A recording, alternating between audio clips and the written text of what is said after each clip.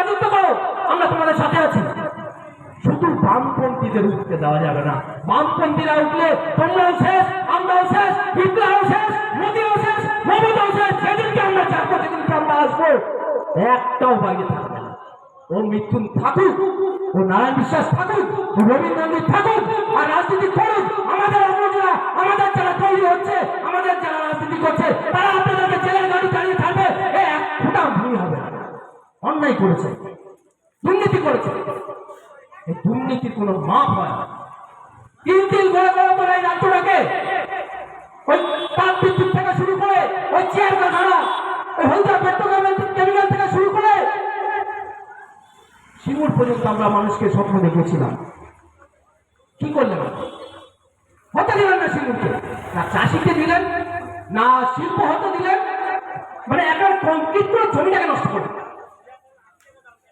তাই আমরা বাড়াবো না কথা, রাত্রি 9টা বেজে গেছে।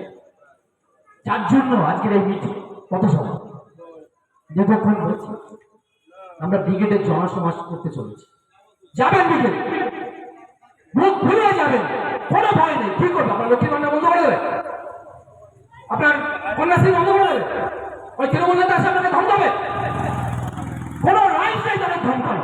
আপনি যেদিনকে চোখ উঠিয়ে বলবেন, যেদিনকে মুখ খুলিয়ে কথা বলবেন, সেদিনকে দেখবেন পিছু হাঁটছে। আর আপনি যত দাদা করবেন, যত দিদি করবেন, তত আপনার ছেলে মেয়ের চাকরিটা শেষ হবে, পড়াশোনাটা শেষ হবে, ভবিষ্যৎটা শেষ হবে।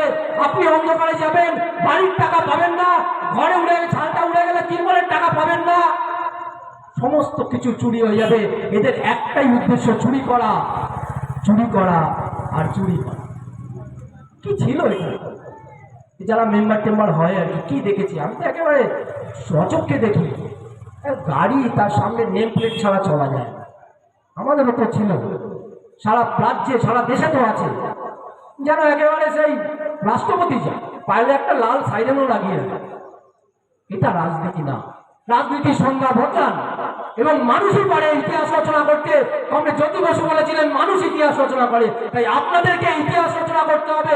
এই ব্রিগেডের মাঠে এই বামপন্থীরা থাকবে না, এই ব্রিগেডের মাঠ হবে সাধারণ মানুষের মাঠ, সাধারণ শ্রমজীবী মানুষের মাঠ, মহিলাদের মাঠ, ছাত্রদের মাঠ, যুবদের মাঠ। তাই আপনারা সবাইকে সাথে নিয়ে সামান্য কিছু টিফিন, সামান্য কিছু জল, সামান্য একটু সময় আর বুকে অনেক প্রত্যয় নিয়ে আমরা এই ব্রিগেডের মাঠে যাব, এই ব্রিগেডের মাঠ ভরাবো, নেতাদের কথা শুনবো এবং এলাকায় এই দুর্নীতিমুক্ত সমাজ, দুর্নীতিমুক্ত রাজনৈতিক সমাজ গড়ে তুলব, যাতে আগামী দিনে বামপন্থীরা আবার এর হাত ধরতে পারে, এ রাজ্যে না বিজেপি হাত ধরতে পারবে, না তৃণমূলের রাজ্যটাকে ঠিক করতে পারবে।